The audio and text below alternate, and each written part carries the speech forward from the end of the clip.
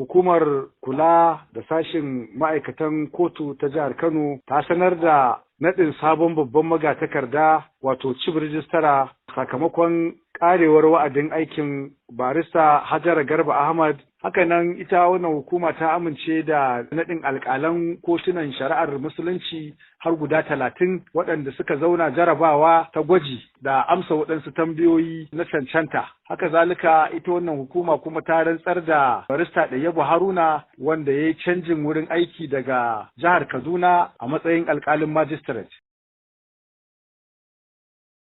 Jama'a assalamu alaikum wa rahmatullahi wa barakatuhu. Hukumar kula da sashin ma'aikatan kotu ta jihar Kano wato Kano State Judicial Service Commission a ƙarƙashin shugabancin Chief Joji ta jihar Kano Justice DJ Abdu Aboki a yayin zaman da ta gudanar na 87 wanda aka yi shi a ranar Laraba 12 ga watan 11 shekara ta 2025 ta sanar da amincewar naɗin sabon babban magatakarda wato chief registrar sakamakon karewar wa'adin aikin barista Hajara Garba Ahmad wanda take ita ce chief registrar a baya wanda ta kammala aikinta tun daga ranar 11 ga watan 11 shekara ta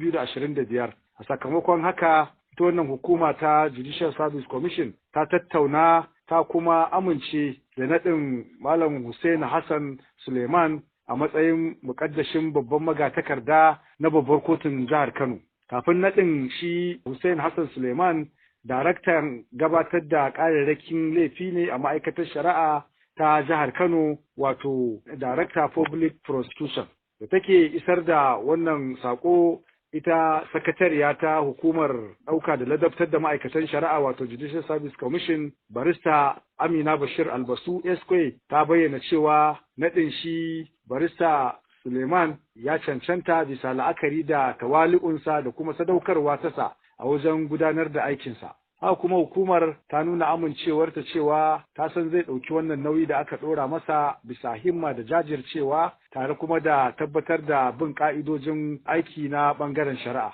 Hakanan ita wannan hukuma ta amince da naɗin alƙalan kotunan shari'ar musulunci har guda 30 waɗanda suka zauna jarabawa a kwanakin baya ta gwaji kuma da amsa waɗansu tambayoyi na cancanta. Haka zalika ita wannan hukuma kuma ta rantsar da wato barista Ɗayyabu Haruna wanda ya yi canjin wurin aiki daga jihar Kaduna a matsayin alƙalin magistrate. Hukumar ta amince da karɓar taransifa tasa ta kuma rantsar da shi a matsayin alƙalin magistrate kamar yadda tsarin mulki ya tanada. A dai wannan taro da aka gudanar ita wannan hukuma ta karɓi rahoton hukumar karɓan ƙorafe-ƙorafe da yaƙi da cin hanci da rashawa ta jihar Kano wato Kano State Anti-Corruption Commission bisa zargin da aka yi akan wani ma'aikacin kotu mai suna wato Musa Ado Koki kan wata ƙara da ake zargi yana ciki ta cin amanar aiki da kuma karɓar cin hanci a har tsabar kuɗi naira 39,000 domin a bayar da takarda ta affidavit wanda ba a rubuta komai a jikinta ba akan batan takaddun wasu fili wanda kuma ba a cike ita wannan takarda ba. Bayan duba kuma da amsa ita takaddun tuhuma da aka aika masa wato ta query da kuma aka yi lura da cewa ya amsa da bakinsa cewa ya karɓi waɗannan kuɗaɗe amma kuma bisa hujjar cewa ya karɓe su ne domin ya taimaka wajen biyan kuɗin buga jarida da kuma yin rahoto na 'yan sanda. So bayan bincike mai zurfi da kuma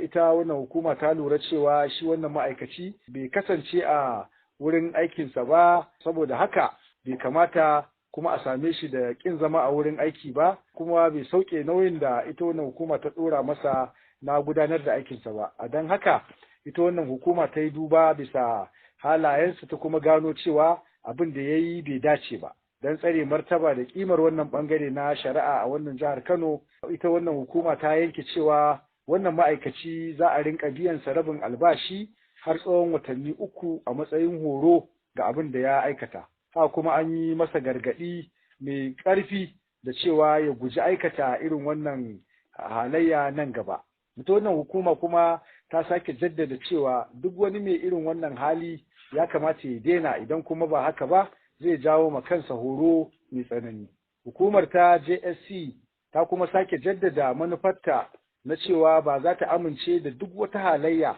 da ka iya zub da kima da mutuncin wannan bangare a jihar Kano ba. Na gode, assalamu alaikum, Baba Jibo Ibrahim, kakakin kotunan jihar Kano.